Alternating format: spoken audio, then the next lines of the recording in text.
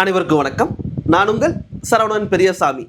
நம்மளுடைய எக்கனாமிக்ஸ் சிலபஸில் RBI reserve bank of India அப்படிங்கிற ஒரு டைட்டில் வந்து பார்த்தீங்கன்னா கொடுத்துருப்பாங்க. இன்றைக்கி வீடியோ முழுசுமே வந்து பார்த்தீங்கன்னா பேங்கிங் செக்டரை பற்றி டீட்டெயிலாக பார்க்க போகிறோம். ஆர்பிஐனா என்ன, அதனுடைய பவர் அண்ட் ஃபங்க்ஷன், நார்மலாக நம்ம பயன்படுத்தக்கூடிய பேங்க் வந்து பார்த்தீங்கன்னா கமர்ஷியல் பேங்க்கு, அதனுடைய பவர் அண்ட் ஃபங்க்ஷன். அது மட்டும் இல்லாமல் மூன்றாவதாக ஸ்பெஷலைஸ்டு பேங்க்னு ஒரு கேட்டகரி இருப்பாங்க. அதில் அக்ரிகல்ச்சர் செக்டாருக்கு லோன் ப்ரொவைட் பண்ணக்கூடிய பேங்க்கில் எது, பிஸ்னஸ்க்காக லோன் ப்ரொவைட் பண்ணக்கூடிய பேங்க்கில் எது, டிமானிஸ்ட்ரேஷன் பண மதிப்பை வந்து பார்த்திங்கன்னா இலக்க வச்சுருப்பாங்க, ஒரு டைம் வந்து பார்த்திங்கன்னா பண மதிப்பை வந்து பார்த்திங்கன்னா குறைய வச்சுருப்பாங்க. அதை பற்றி டீட்டெயிலாக பார்ப்போம். லாஸ்ட்டாக வந்து பார்த்திங்கன்னா பேங்கிங் மெர்ஜ் பண்ணுறது, சரியா, ஒரு பேங்க் வந்து பார்த்தா இன்னொரு பேங்க்கோட இணைக்கப்படுவது, இது எல்லாமே இந்த ஒரே வீடியோவில் டீட்டெயிலாக பார்க்க போகிறோம். வாங்க கண்டென்ட்டுக்குள்ளே போகலாம். மைய வங்கியின் தோற்ற வரலாறு, அதாவது ஹிஸ்டரி ஆஃப் சென்ட்ரல் பேங்க். இந்தியாவுக்கு எப்படி RBI reserve bank of India அப்படிங்கிற ஒரு பேங்க் வந்து பார்த்தீங்கன்னா இருக்கக்கூடிய எல்லா பேங்க்கையும் வந்து பார்த்தீங்கன்னா கண்ட்ரோல் பண்ணுறதோ கோஆர்டினேட் பண்ணுறதோ, அதே மாதிரி உலகம் முழுசு வந்து பார்த்தா நிறைய பேங்க்குகள் இருக்குது. ஒவ்வொரு நாட்டுக்கும் ஒரு சென்ட்ரல் பேங்க்னு இருக்குது. அதனுடைய தோற்றம் எப்படி, பேங்கிங் செக்டார் உருவாச்சு, முதலாக உருவாக்கப்பட்ட சென்ட்ரல் பேங்க் என்ன, இதை பற்றி சில பேசிக் பாயிண்ட்ஸ் வந்து பார்த்தீங்கன்னா புக்கில் கொடுத்துருக்குறாங்க. அதை பற்றி பார்த்துட்டு உள்ள டீட்டெயிலாக போகலாம். அதாவது 1157 துவங்கப்பட்ட பேங்க் ஆஃப் வெனிஸ், சரிங்களா. வெனிஸ் வங்கியே உலகின் முதல் கடன் நிதி வழங்கக்கூடிய வங்கி. பேங்க் அப்படின்னாவே என்னது, டெபாசிட் எடுத்துக்குவாங்க, அதுக்கப்புறம் லோனாக ப்ரொவைட் பண்ணுவாங்க. இது மாதிரி ஸ்ட்ரக்சரில் உருவாக்கப்பட்ட உலகின் முதல் வங்கி அப்படின்னு கேட்டால் எதுவாமா, வெனிஸ் வங்கி. எந்த வருடம் உருவாக்கப்பட்டது, 1157. உலகின் முதல் மைய வங்கி, வேர்ல்டுலேயே ஃபர்ஸ்ட் சென்ட்ரல் பேங்க் எதுனா 1656 உருவாக்கப்பட்ட ஸ்வீடன் நாட்டினுடைய ரிக்ஸ் பேங்க், பேங்க் ஆஃப் ரிக்ஸ். இதுதான் வந்து பார்த்தீங்கன்னா உலகத்திலேயே இருக்கக்கூடிய ஃபர்ஸ்ட் சென்ட்ரல் பேங்க். இந்த வங்கி 1897 பணத்தை வெளியிடுவதற்கான முழு உரிமைகளை பெற்றது. பேங்க் அப்படின்னாவே, சென்ட்ரல் பேங்க் அப்படின்னாவே அவங்க தான் வந்து பார்த்தீங்கன்னா கரன்சி பிரிண்ட் பண்ணக்கூடிய உரிமை வச்சிருப்பாங்க. அப்போனா உலகத்திலேயே முதல் சென்ட்ரல் பேங்க் அப்படின்னா என்னது, ரிக்ஸ் பேங்க். அந்த பேங்க் கரன்சியை எப்போ வந்து பார்த்தீங்கன்னா பிரிண்ட் பண்ணுறதுக்கான உரிமை வாங்குறாங்கன்னா 1897. கடைசியாக வந்து பார்த்தோம்னா இங்கிலாந்து வங்கி துவங்கம், அதாவது பேங்க் ஆஃப் இங்கிலாந்து அப்படிங்கிற ஒரு பேங்க் வந்து பார்த்தா துவங்குறாங்க. எந்த வருடம் அப்படின்னு கேட்டாங்கன்னா 1694. பேங்க் ஆஃப் இங்கிலாந்து 1694 துவங்கப்பட்டது. இந்த பேங்க் கரன்சி வெளியிடுவதற்கான உரிமையை பெற்ற ஃபர்ஸ்ட் சென்ட்ரல் பேங்க் அப்படிங்கிறாங்க. பணத்தை வெளியிட்ட முதல் மைய வங்கி இங்கிலாந்து வங்கி அப்படிங்கிறாங்க 1864. ஏன் சார் இதுக்கு முன்னாடியே ஒரு பேங்க் வந்து பார்த்தீங்கன்னா சென்ட்ரல் பேங்க் வந்து பார்த்தீங்கன்னா கரன்சி பிரிண்ட் பண்ணாங்களே அப்படின்னு கேட்டால், இது வந்து பார்த்தா கீழே ஒரு பாயிண்ட் கொடுத்துருப்பாங்க பாருங்க, வங்கி கலையின் அடிப்படையில். அதாவது பேங்கிங் செக்டாருக்குன்னு சில ரூல்ஸ் அண்ட் ரெகுலேஷன் வச்சிருப்பாங்களா, அந்த ரூல்ஸின் அடிப்படையில் வந்து பார்த்தீங்கன்னா பேங்க் ஆஃப் இங்கிலாந்து தான் வந்து பார்த்தீங்கன்னா முதலாக வந்து பார்த்தீங்கன்னா பணத்தை வெளியிட்ட ஃபர்ஸ்ட் சென்ட்ரல் பேங்க் அப்படிங்கிறாங்க, ரூல்ஸை பேஸ் பண்ணி, சரியா. சரி, ஓகே. இப்போ 1920 பிரசல்ஸ் அப்படிங்கிற ஒரு நகரம் இருக்குது. அந்த நகரத்தில் வந்து பார்த்தீங்கன்னா பன்னாட்டு நிதிய மாநாடு அப்படிங்கிறாங்க, இன்டர்நேஷனல் ஃபினான்ஸ் கான்ஃபரன்ஸ் நடக்குதாமா 1920. எங்கே, பிரசல்ஸ். அந்த பிரசல்ஸ் மாநாட்டில் வந்து பார்த்தீங்கன்னா பல்வேறு ஐடியாலஜி வைக்கிறாங்க. அதில் ஒரு முக்கியமான கான்செப்ட், ஒவ்வொரு நாடும் தனக்குண்டான ஒரு சென்ட்ரல் பேங்க் வந்து பார்த்தா ஸ்டார்ட் பண்ணணும். என்னது, 1920 பன்னாட்டு நிதிய மாநாடு அப்படிங்கிற ஒரு கான்செப்ட்ல என்னது ஒரு மீட்டிங் சப்மிட் நடக்குது.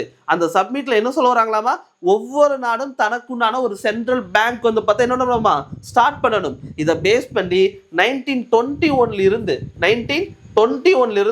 1954 வரையிலுமே ஒவ்வொரு நாடும் தனக்குண்டான சென்ட்ரல் பேங்க் வந்து பார்த்தீங்கன்னா ஸ்டார்ட் பண்ண ஆரம்பிச்சிருப்பாங்க. அதில் முதலாவதாக துவங்கப்பட்ட பேங்க் தான் வந்து பார்த்தீங்கன்னா தென்னாப்பிரிக்கா ரிசர்வ் பேங்க் 1921, சைனாவுடைய சென்ட்ரல் பேங்க் 1928. தென்னாப்பிரிக்கா ரிசர்வ் பேங்க் வந்து பார்த்தீங்கன்னா 1921, சைனாவுக்கு 1928.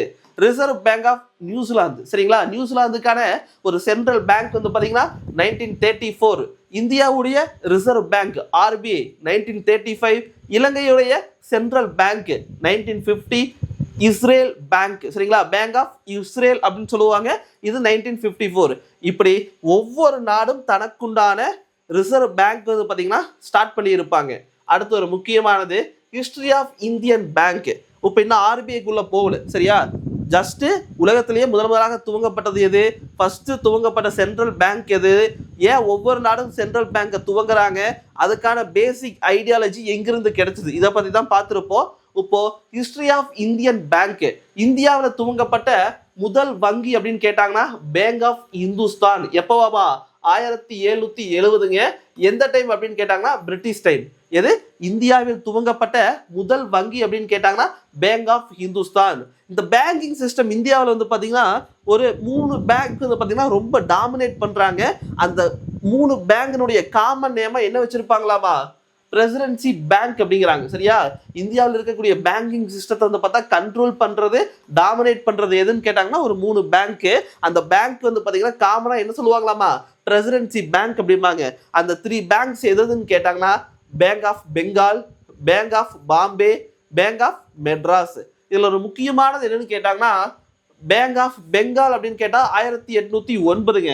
பேங்க் ஆஃப் கொல்கத்தா, சரியா? கொல்கத்தான்னு இது கொடுத்துட்டாங்கன்னா அது வந்து பார்த்தா 1806. என்னது 1806? தமிழ் மீடியம் புக்ல வந்து பாத்தீங்கன்னா 1806 இருக்கு, அது கொல்கத்தான்னு கொடுத்தா. அதே பெங்கால், வங்காளம் அப்படின்னு பெயர் மாற்றப்பட்டது எப்பன்னு கேட்டாங்கன்னா 1809, தெரிஞ்சுக்குங்க. இதே பேங்க் ஆஃப் கொல்கத்தா அப்படின்னு கேட்டாங்கன்னா 1806. பேங்க் ஆஃப் பாம்பே வந்து பாத்தீங்கன்னா 1840ங்க. பேங்க் ஆஃப் மெட்ராஸ் வந்து பார்த்தா 1843. இந்த 3 பேங்குக்கு பெயர் என்ன வைக்கிறாங்களாமா? பிரசிடென்சி பேங்க் அப்படிங்கிறாங்க. இந்த 3 பேங்க் தான் வந்து பாத்தீங்கன்னா ரொம்ப டாமினேட்டா இருக்கக்கூடியதா இருக்குது ஆரம்ப கால பேங்கிங் செக்டர் எங்க இந்தியாவில். இந்த 3 பேங்க் எப்ப மெர்ஜ் பண்றாங்க? ஒன்றாக இணைப்பது, சரியா? இந்த 3 பேங்க் வந்து பாத்தீங்கன்னா எப்போது இணைக்கிறாங்க அப்படின்னு கேட்டாங்கன்னா 1921ங்க, சரியா? இந்த 3 பேங்க் ஒன்னா மெர்ஜ் பண்ணி என்ன பண்றாங்களாமா? இம்பீரியல் பேங்க் ஆஃப் இந்தியா அப்படிங்கிற ஒரு புதிய நேம் வைக்கிறாங்க. அதாவது bank of Bengal, bank of Bombay, bank of Madras. இந்த 3 பெயருக்கு, இந்த 3 பேங்கினுடைய பெயர் என்னன்னு கேட்டாங்கன்னா பிரசிடென்சி பேங்க் அப்படிங்கிறாங்க. இந்த 3 பேங்க் 1921 வந்து பாத்தீங்கன்னா இணைக்கிறாங்க. இணைச்சதுக்கு பிறகு இந்த 3 பேங்குடைய நேம் என்னது? இம்பீரியல் பேங்க் ஆஃப் இந்தியா அப்படிங்கிறாங்க. மீண்டும் வந்து பாத்தீங்கன்னா சேஞ்ச் பண்றாங்களாமா? எப்போ? ஆஃப்டர் இண்டிபெண்டன்ஸ், சுதந்திரத்துக்கு பிறகு 1955. அதன் பிறகு என்ன நேம் சேஞ்ச் பண்றாங்களாமா? எஸ்பிஐ, சரியா? ஸ்டேட் பேங்க் இந்தியா அப்படின்னு இருக்குது பாத்தீங்களா? ஸ்டேட் பேங்க் ஆஃப் இந்தியா, இந்தியாவின் மிகப்பெரிய ஒரு வங்கி, கமர்ஷியல் பேங்க் அப்படின்னு கேட்டா எதுங்க? State bank of India. அது எங்கிருந்து வந்தது? இந்த பிரசிடென்சி பேங்கினுடைய அடுத்தடுத்த பரிணாமம் தான் வந்து பாத்தீங்கன்னா எது? State bank of India. இதுதான் வந்து பாத்தீங்கன்னா இந்தியாவுடைய பேங்கிங் ஹிஸ்டரி. முதல் பேங்க் அப்படின்னு கேட்டாங்கன்னா பேங்க் ஆஃப் ஹிந்துஸ்தான். ஆரம்பகால பிரிட்டிஷ் டைம்ல ரொம்ப டாமினேட் பண்ணக்கூடிய பேங்க் அப்படின்னு கேட்டாங்கன்னா bank of Bengal, bank of Bombay, bank of Madras. இந்த 3 பேங்க் வந்து பாத்தீங்கன்னா 1921 மெர்ஜ் பண்றாங்க. அது மட்டும் இல்லாம பெயர் மாற்றம் செய்யப்பட்டது. என்ன பெயர்? Imperial bank of India. After இண்டிபெண்டன்ஸ்க்கு அப்புறம் அந்த இம்பீரியல் பேங்க் ஆஃப் இந்தியாவை என்னவா நேம் சேஞ்ச் பண்றாங்களாமா? SBI, state bank of India. Function of commercial bank, அதாவது நாம பயன்படுத்தக்கூடிய வங்கி இருக்குது பாத்தீங்களா, அதுதான் என்ன சொல்லுவாங்க? Commercial bank. பொதுவாக நம்ம வங்கிக்கு எதற்காக போவோம்? நம்ம கையில அமௌண்ட் அதிகமா இருந்ததுன்னா டெபாசிட் பண்ணுவோம். நமக்கு தேவைப்படும் போது அமௌண்ட் வெளியே எடுக்க முடியும், சரிங்களா? அது மட்டும் இல்லாம பிசினஸ்க்காகவோ இன்னும் வேற ஏதாச்சும் இண்டிவிஜுவல், சரியா, நம்ம தேவைக்காகவோ என்ன பண்ணலாம்? லோன் வாங்க முடியுமா? இதுதான் வந்து பார்த்தா நமக்கு தெரிஞ்சு நம்ம பயன்படுத்தக்கூடிய கமர்ஷியல் பேங்க்னுடைய ஆக்டிவிட்டி. இங்க என்னென்ன கொடுக்குறாங்கன்னா கமர்ஷியல் பேங்க்னுடைய ஃபங்க்ஷன், பிரைமரி ஃபங்க்ஷன், அதுக்கப்புறம் செகண்டரி ஃபங்க்ஷன், 2 விதமாக பிரிக்கிறாங்க. என்னது? Primary function, secondary function. பிரைமரியில் என்ன பண்றோம்னா டெபாசிட், நம்ம கையில் இருக்கக்கூடிய அமௌண்ட் வந்து பார்த்தீங்கன்னா பேங்க்ல நம்ம அக்கௌண்ட்ல டெபாசிட் பண்றோம். அட்வான்சிங் லோன், நமக்கு தேவைப்படும் போது நம்ம என்ன பண்ணலாம்? பேங்க்கிட்ட இருந்து கடனாக, லோனாக வந்து பார்த்தீங்கன்னா வாங்க முடியும்.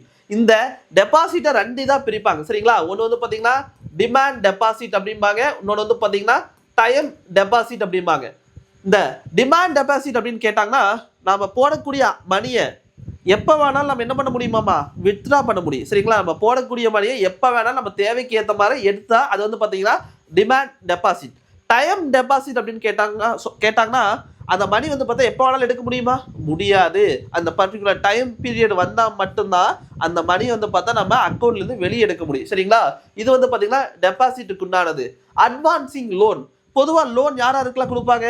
ஒரு இண்டிவிஜுவல் அவருடைய தேவைக்காக வாங்குவார், இல்லைன்னா பிஸ்னஸ்க்காக வாங்குவார். இது மாதிரி முழுசுமே வந்து பார்த்தீங்கன்னா ஆக்டிவிட்டி எது செய்வாங்க?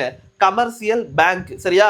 லோன் அப்படின்னு கேட்டாங்கன்னா என்னது, இண்டிவிஜுவல் அவர் தேவைக்காகவோ இல்லைன்னா ஒரு பிஸ்னஸ் ஆக்டிவிட்டிக்காகவோ, இப்போ எஜுகேஷன் லோன், பல்வேறு விதமான லோன் இருக்கு பார்த்தீங்களா, அக்ரிகல்ச்சர் லோன், இது எல்லாமே வந்து பார்த்தீங்கன்னா கமர்ஷியல் பேங்க் கொடுக்கக்கூடியது. செகண்டரி ஃபங்க்ஷனில் ஃபர்ஸ்ட் வந்து பார்த்தீங்கன்னா ஏஜென்சி சர்வீஸ் அப்படிங்கிறாங்க. இப்போ நான் வந்து பார்த்தா ஒரு இன்ஸ்டியூட்டில் ஒர்க் பண்ணுறேன்னு வைங்க, அந்த இன்ஸ்டியூட்டில் மந்த்லி என்ன போடுவாங்க, சேலரி போடுவாங்களா, அந்த சேலரி வந்து பார்த்தா நம்ம அக்கௌண்ட்டில் நேரடியாக கிரெடிட் பண்ணிடுவாங்க. அப்போனா எனக்குமே இன்ஸ்டியூட்டுக்குமே இடையில வந்து பார்த்தீங்கன்னா ஒரு ஏஜென்சி முகவராக யார் இருக்கிறாங்க, பேங்க்கு. நம்ம மொபைல் ரீசார்ஜ் பண்ணுறோம், நமக்கும் கம்பெனிக்கு இடையில வந்து பார்த்தீங்கன்னா ஒரு ஏஜென்சியை யார் இருக்கிறாங்க, பேங்க். சரிங்களா? இது மாதிரி ஏஜென்சி சர்வீஸ் முழுசுமே வந்து பார்த்தீங்கன்னா அவங்க தான் பார்க்குறாங்க. யாருன்னு கேட்டாங்கன்னா commercial bank. General utility service bank, நம்ம அமௌண்ட் டெபாசிட் பண்ணலாம், எடுக்கலாம், லோன் வாங்கலாம். இதை தவிர்த்து வேற ஏதாச்சும் பேங்க் ஆக்டிவிட்டி இருக்குதா அப்படின்னு கேட்டால் கண்டிப்பாக இருக்குது. நம்மளுடைய ஜுவல்ஸ் ஆகட்டும், முக்கியமான டாக்குமெண்ட் ஆகட்டும், இது எல்லாமே எங்கே வைக்க முடியும், பேங்க்கில். லாக்கர் ஃபெசிலிட்டி அப்படிங்கிற ஒரு ஆப்ஷன் இருக்குமா, அப்போனா பேங்க் வந்து பார்த்தா நமக்கு என்ன கொடுக்குறாங்க, லாக்கர் ஃபெசிலிட்டி. அதான் வந்து பார்த்தீங்கன்னா ஜென்ரல் யூட்டிலிட்டி சர்வீஸில் வரக்கூடியது. அது மட்டும் இல்லாமல் ட்ரான்ஸ்ஃபர் ஆஃப் ஃபண்ட், நம்மளுடைய மணி வந்து பார்த்தா ஒரு அக்கௌண்ட்ல இருந்து இன்னொரு அக்கௌண்ட்டுக்கு என்ன பண்ண முடியும், மாற்றம் செய்ய முடியும். கிரெடிட் கிரியேஷன், இது முழுசுமே கமர்ஷியல் பேங்க்குக்கு உண்டானது. கமர்ஷியல் பேங்க் மெயின் ஆப்ரேஷன் எப்படிங்க, அதிகமாக லோன் கொடுத்து அந்த லோனில் வர இன்ட்ரெஸ்ட்டை வச்சு தான் பேங்க்கே வந்து பார்த்தீங்கன்னா ஆப்ரேட் ஆகு. இப்போ நமக்கு வந்து பார்த்தா நம்ம ஒர்க் பண்ணுறோம், நமக்கு வேலைக்கு போனால் என்ன கிடைக்குது, சேலரி கிடைக்குது. அதே பிஸ்னஸ் பண்ணால் ப்ராஃபிட் கிடைக்குது. அப்போனா இது மாதிரி கமர்ஷியல் பேங்க்கு அவங்களுடைய ப்ராஃபிட் எப்படின்னு கேட்டாங்கன்னா அவங்களுடைய இன்வெஸ்ட்மெண்ட் அமௌண்ட்டை லோனாக கொடுப்பாங்க. லோனுக்கு வரக்கூடிய இன்ட்ரெஸ்ட் அமௌண்ட் இருக்குது பார்த்தீங்களா, அதை வச்சு தான் வந்து பார்த்தீங்கன்னா பேங்கிங் ஆப்ரேஷன் நடக்கு. சரியா? பிரைமரி ஃபங்க்ஷன் அப்படின்னு கேட்டாங்கன்னா டெபாசிட் பண்ணுறது, லோனாக வந்து பார்த்தீங்கன்னா என்னது, நாம் வாங்கக்கூடியது எல்லாமே பிரைமரி ஃபங்க்ஷன். செகண்டரி ஃபங்க்ஷன் அப்படின்னு கேட்டாங்கன்னா ஏஜென்சி சர்வீஸ், நம்மளுடைய சேலரி போடலாம், நம்ம வேற ஏதாச்சும் அக்கௌண்ட்டுக்கு ட்ரான்ஸ்ஃபர் பண்ணுறது, ரீசார்ஜ் பண்ணுறது, இது எல்லாமே வந்து பார்த்தீங்கன்னா ஏஜென்சி சர்வீஸாக யார் ஒர்க் பண்ணுறாங்க, commercial bank. General utility service அப்படின்னு கேட்டாங்கன்னா பேங்க் இதை தவிர்த்து வேற ஏதாச்சும் சர்வீஸ் இருக்குதான்னு கேட்டால் கண்டிப்பாக இருக்குது. நம்மளுடைய லாக்கர் ஃபெசிலிட்டி, நமக்கான ஒரு இண்டிவிஜுவல் லாக்கர் கொடுத்துருப்பாங்க. அந்த லாக்கர் நம்மளுடைய முக்கியமான பொருளை என்ன பண்ண முடியும், டாக்குமெண்ட்ஸ் எல்லாம் அதில் வைக்க முடியும். மூன்றாவதா ஃபண்டை டிரான்ஸ்ஃபர் பண்ணுறது, ஒரு அக்கௌண்ட்ல இருந்து வேற ஒரு அக்கௌண்ட்டுக்கு, பேங்குக்கே. கிரெடிட் கிரியேஷன், கமர்ஷியல் பேங்குடைய முக்கியமான ஒரு ஆக்டிவிட்டி அப்படின்னு கேட்டாவே கடன் கொடுப்பது. அதன் மூலியமா வந்து பார்த்தீங்கன்னா பேங்குக்கு இன்கம் வரும். எக்கனாமி வைஸாக வந்து பார்த்தீங்கன்னா யாருக்கு அமௌண்ட் தேவைப்படுதோ அவங்க கையில் போகும்போது அவங்க தொழில் சார்ந்து அடுத்த முன்னெடுப்பு செய்ய முடியுமா, இதெல்லாம் தான் வந்து பார்த்தீங்கன்னா கமர்ஷியல் பேங்க்களுடைய முக்கியமான ஒரு ஆக்டிவிட்டி. அடுத்து பார்க்கக்கூடிய டாபிக் வந்து பார்த்தீங்கன்னா ரிசர்வ் பேங்க் ஆஃப் இந்தியா. இந்தியாவுடைய ஆர்பிஐ, அதனுடைய வரலாறு, எப்படி ஆர்பிஐ உருவாக்குனாங்க, ஆர்பிஐடைய ஸ்ட்ரக்சர் எப்படி இருக்குது, அதை பற்றி ரொம்ப டீட்டெயிலாக இந்த இதில் பார்க்க போகிறோம். ஆர்பிஐடைய வரலாறு அப்படின்னு பார்க்கும்போது ஆர்பிஐ ஆக்ட், சரிங்களா, ஆர்பிஐக்கான ஒரு சட்டம் உருவாக்குவாங்க. எப்போ அப்படின்னு கேட்டாங்கன்னா 1934ங்க. சரியா? ஆர்பிஐக்கான சட்டம் எப்போது உருவாக்கப்பட்டது, 1934. அதை பேஸ் பண்ணி 1935 ஏப்ரல் 1ஆம் தேதி வந்து பார்த்தா ஆர்பிஐ உருவாக்கப்பட்டது. ஃபங்க்ஷனுக்கே வந்துருச்சு. ஆர்பிஐ எப்போ ஃபங்க்ஷனுக்கு வருது அப்படின்னு கேட்டாங்கன்னா 1935 ஏப்ரல் 1. ஜனவரி 1 1949 தேசியமயமாக்கப்பட்டு மத்திய அரசுக்கு சொந்தமானது. ஆர்பிஐ ஸ்டார்டிங் வந்து பார்த்தீங்கன்னா ஒரு இண்டிவிஜுவலா இருக்கக்கூடிய ஒரு ஆர்கனைசேஷனாக தான் இருந்திருக்குது. அது நேஷனலைஸ் பண்ணிட்டாங்களா அப்படின்னு கேட்டால் இல்லை. ஆர்பிஐ எப்போ நேஷனலைஸ் பண்ணாங்கன்னா 1949 ஜான் 1. சரியா? இது 2-3 டைம் கேட்ட கொஸ்டின். ஆர்பிஐ வந்து பார்த்தீங்கன்னா எப்போ தேசியமயமாக்கப்பட்டது அப்படின்னு கொஸ்டின் கேட்டாங்கன்னா 1949 ஜனவரி 1. அது மட்டும் இல்லாமல் ஆரம்ப காலகட்டத்தில் ஆர்பிஐ உடைய தலைமை அலுவலகம் ஹெட் குவார்டர்ஸ் இருக்குது பார்த்தீங்களா, எங்க இருந்தது அப்படின்னு கேட்டாங்கன்னா கொல்கத்தா. 1937 வரையிலுமே, 1935ல ஸ்டார்ட் பண்ணி 37 வரையிலுமே ஆர்பிஐ உடைய ஹெட் குவார்டர்ஸ் எங்க இருக்குதாமா, கொல்கத்தா. அங்கிருந்து 1937 எங்க மாத்துறாங்களாமா, மும்பைக்கு மாற்றப்பட்டது. இதை கூட கொஸ்டினா கேட்க முடியும். ஆர்பிஐ உடைய ஆரம்பகால ஹெட் குவார்டர்ஸ் எங்க இருந்தது அப்படின்னு கேட்டாங்கன்னா, ஆர்பிஐ துவங்கும் போது அதனுடைய தலைமை அலுவலகம் எங்க இருந்தது அப்படின்னு கேட்டாங்கன்னா கல்கத்தா. பின் எங்க மாற்றப்பட்டது அப்படின்னு கேட்டாங்கன்னா கொல்கத்தாவில் இருந்து மும்பைக்கு மாற்றப்பட்டது. எந்த வருடம், 1937ங்க. ஆர்பிஐ முதல் கவர்னர் ஒஸ்போன் ஸ்மித். இதுவும் நிறைய டைம் கேட்ட கொஸ்டின். ஆர்பிஐ ஸ்டார்ட் பண்ணிட்டாங்க எப்போ, 35ல. அதோடைய முதல் கவர்னராக இருந்தவர் யாருன்னு கேட்டாங்கன்னா ஒஸ்போன் ஸ்மித். இவர் வந்து பாத்தீங்கன்னா ஒரு பிரிட்டிஷை சார்ந்த ஒரு அதிகாரி தான். சரியா? இந்தியர் கிடையாது, ஒரு பிரிட்டிஷை சார்ந்த ஒரு அதிகாரி தான். நிர்வாகம் அப்படின்னு பார்க்கும்போது மைய வங்கி மற்ற இந்திய வங்கிகளின் நெறியாளர் அப்படிங்கிற ஒரு பாயிண்ட் கொடுத்திருப்பாங்க. அதாவது இந்தியாவில் இருக்கக்கூடிய எல்லா கமர்ஷியல் பேங்கை கோஆர்டினேட் பண்றது, கண்ட்ரோல் பண்றது, இது எல்லாமே யாருடைய வேலையாமா? ஆர்பிஐ உடைய நிர்வாகம் சார்ந்தது. கடைசி நிலை கடன் ஈவோன் அப்படிம்பாங்க. அதாவது பேங்க் இருக்கு பாத்தீங்களா, கமர்ஷியல் பேங்க், அவங்களுக்கு பணம் தேவைப்படும் போது மணி அவங்க கையில இல்ல, ஒரு இக்கட்டான சூழ்நிலை, அப்படிப்பட்ட சூழ்நிலையில அவங்களுக்கு கடன் கொடுக்கக்கூடிய கடைசி நிலையில் இருக்கக்கூடியவர் யாருன்னு கேட்டா யாராமா? ஆர்பிஐ. அதான் இந்த பாயிண்ட கொடுத்திருப்பாங்க. கடைசி நிலை கடன் ஈவோன். ஆளுநர் 4 துணைநிலை ஆளுநர்கள், மத்திய அரசால் நியமிக்கப்படும் மைய நிர்வாக குழு உறுப்பினர்கள் அடங்கிய ஒரு நிர்வாக கமிட்டி இருக்குது. ஒரு கவர்னர் இருக்கிறாரு, 4 டெபுட்டி கவர்னர், 4 துணைநிலை ஆளுநர்கள். அது மட்டும் இல்லாம மைய அரசால் நியமிக்கப்படும் மைய நிர்வாக குழு உறுப்பினர்கள், மத்திய அரசால் நியமிக்கப்படும் என்னது நிர்வாக குழு உறுப்பினர்கள், இதெல்லாம் அடங்கின ஒரு டீம் தான் வந்து பாத்தீங்கன்னா ஆர்பிஐ உடைய அட்மினிஸ்ட்ரேஷன். இதோடைய முக்கியமான பணிகள் ஆர்பிஐ அப்படின்னு கேட்டா என்னது? காகித பணம் வெளியிடுதல், பேப்பர் கரன்சி வந்து பாத்தீங்கன்னா இஷ்யூ பண்றது யாருடைய வேலையாமா? ஆர்பிஐ. கரன்சியை பிரிண்ட் பண்றது யாருடைய வேலை? ஆர்பிஐ உடைய முக்கியமான வேலை.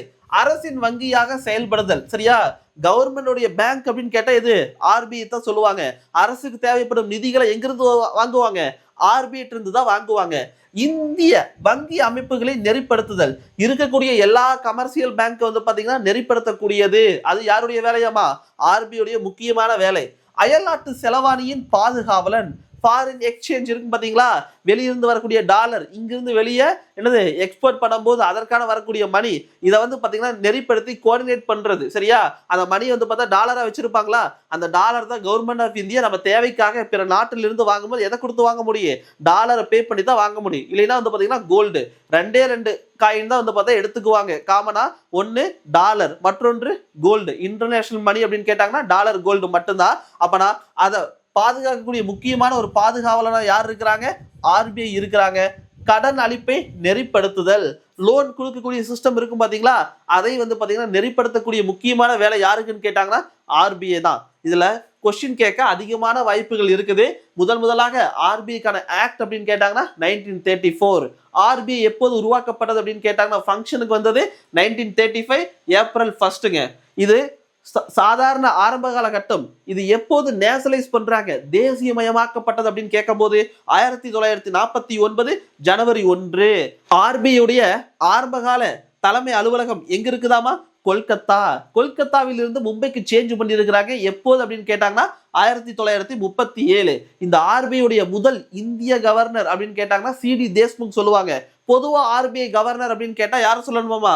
Osborne Smith. இவர் தான் முதல் ஆர்பிஐ உடைய கவர்னர் இருக்கிறார். ஆர்பிஐ உடைய முதல் கவர்னர் யாருன்னு கேட்டாங்கன்னா ஒஸ்போன் ஸ்மித். இவர் வந்து பார்த்தா ஒரு பிரிட்டிஷை சார்ந்த அதிகாரி. ஒரு கவர்னர், 4 துணைநிலை ஆளுநர்கள், மைய அரசால் நியமிக்கப்படும் மத்திய நிர்வாக குழு, இது எல்லாம் சார்ந்ததான் வந்து பாத்தீங்கன்னா ஆர்பிஐ உடைய நிர்வாகம். முக்கியமான பணிகள் அப்படின்னு கேட்டாங்கன்னா கரன்சி வந்து பார்த்தா பிரிண்ட் பண்றது, அரசனுடைய வங்கியாக செயல்படுறது, இருக்கக்கூடிய இந்தியாவில் இருக்கக்கூடிய எல்லா கமர்ஷியல் பேங்க் வந்து பாத்தீங்கன்னா நெறிப்படுத்தி கோஆர்டினேட் பண்றது, இது எல்லாமே வந்து பாத்தீங்கன்னா ஆர்பிஐ உடைய முக்கியமான ஃபங்க்ஷன். ஆர்பிஐ உடைய கவர்னர் இருந்திருப்பாங்க பாத்தீங்களா, அதுல இருந்து சில கீ ஃபேக்டர் வந்து பாத்தீங்கன்னா எக்ஸ்ட்ரா பாயிண்ட்ஸா கொடுத்திருப்பேன். ரிசர்வ் பேங்கினுடைய முதல் இந்திய கவர்னர் அப்படின்னு கேட்டாங்கன்னா சிடி தேஷ்முக். ஆர்பிஐ உடைய ஃபர்ஸ்ட் இந்தியன் கவர்னர் அப்படின்னு கேட்டாங்கன்னா சிடி தேஷ்முக். அதே 25வது ஆர்பிஐ கவர்னராக இருந்தவர் அப்படின்னு கேட்டாங்கன்னா சக்தி காந்ததாஸ்.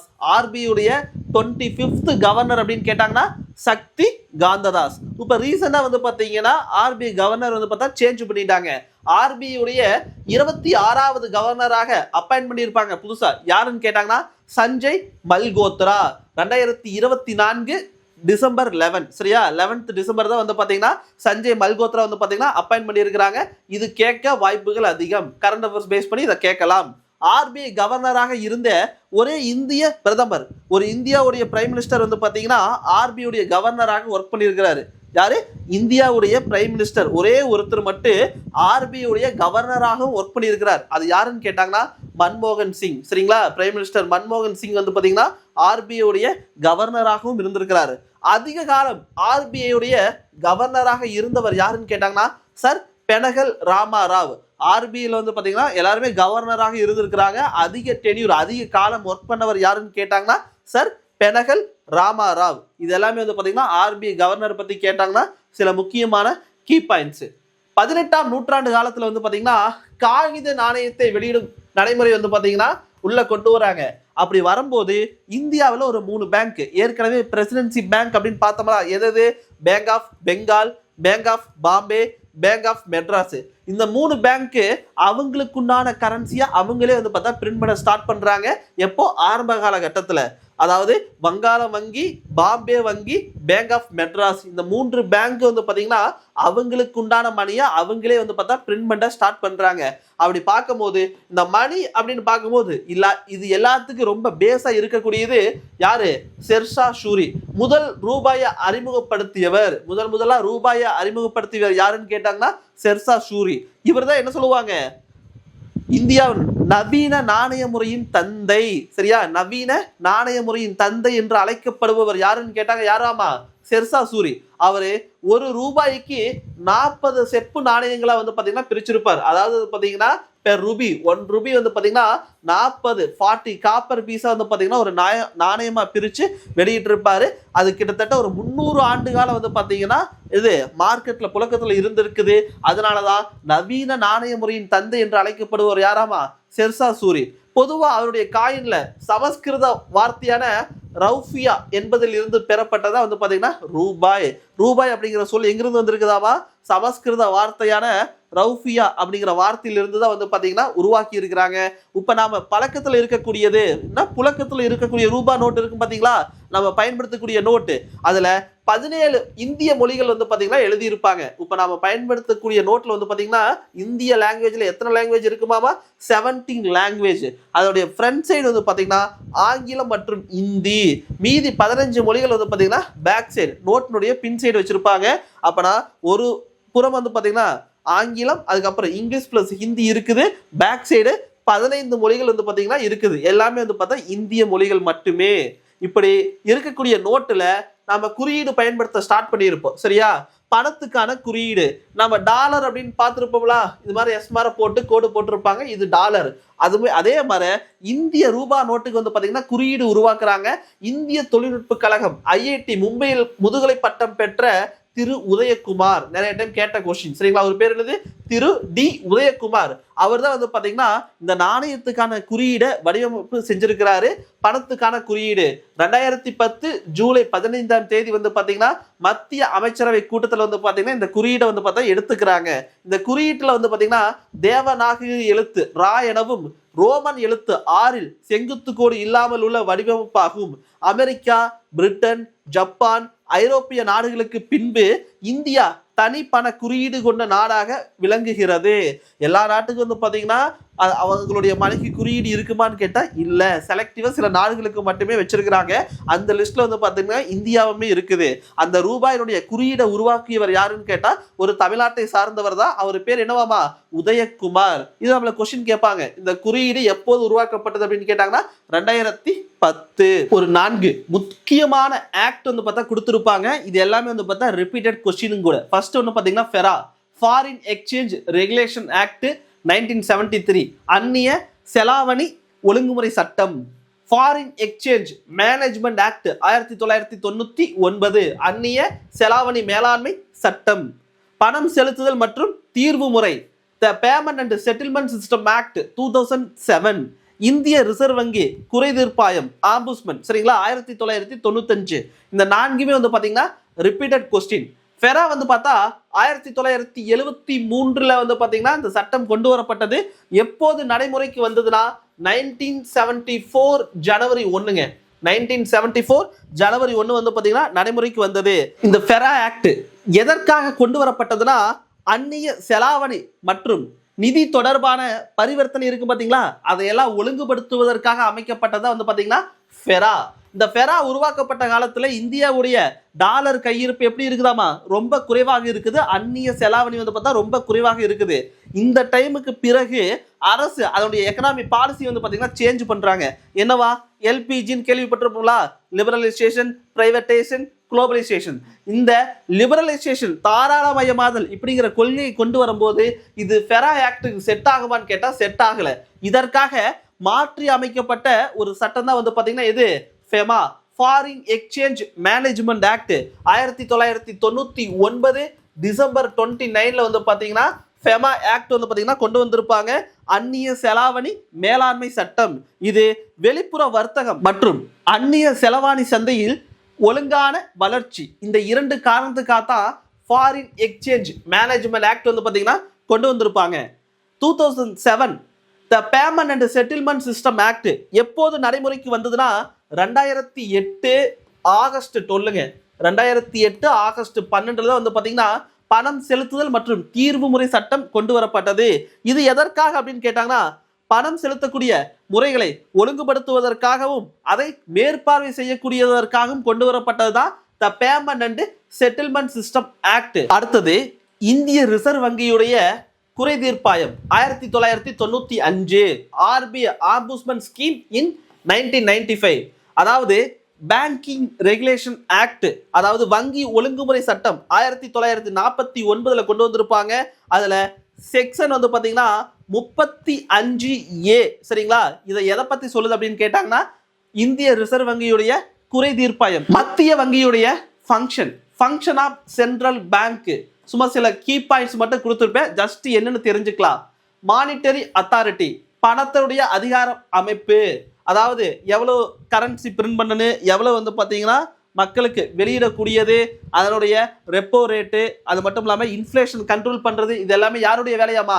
சென்ட்ரல் பேங்கினுடைய வேலை. பணத்தினுடைய அதிகார அமைப்பு வந்து பார்த்தா எதுவாமா? Central bank. மணியை பிரிண்ட் பண்ணி வெளியிடக்கூடிய பொறுப்பு யாருக்கு இருக்குது? காகித பணம் வெளியீடு, அது வந்து பார்த்தீங்கன்னா ஆர்பிஐ கண்ட்ரோலில் இருக்கக்கூடியது.